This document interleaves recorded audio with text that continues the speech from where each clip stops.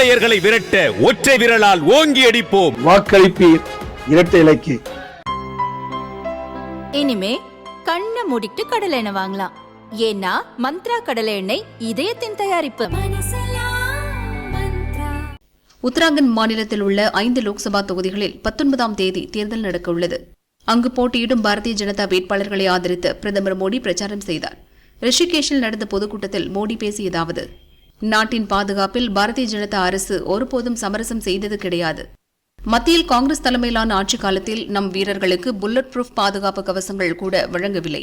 2014இல் மத்தியில் பாரதிய ஜனதா தலைமையிலான ஆட்சி அமைந்த பின் மேக் இன் இண்டியா திட்டத்தின் கீழ் பாதுகாப்பு கவசங்கள் முதல் அதிநவீன போர் விமானங்கள் வரை உள்நாட்டிலேயே தயாரிக்கப்படுகின்றன.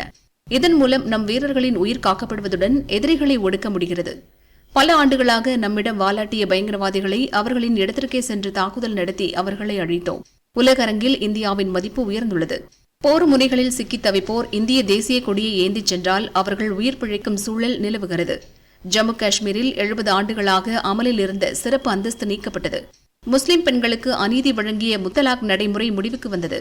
பொருளாதாரத்தில் பின்தங்கிய பொது பிரிவினருக்கு 10% இடஒதுக்கீடு அமல்படுத்தினோம். பார்லிமெண்டில் பெண்களுக்கு 33% இடஒதுக்கீடு வழங்கும் சட்டம் நிறைவேற்றப்பட்டுள்ளது.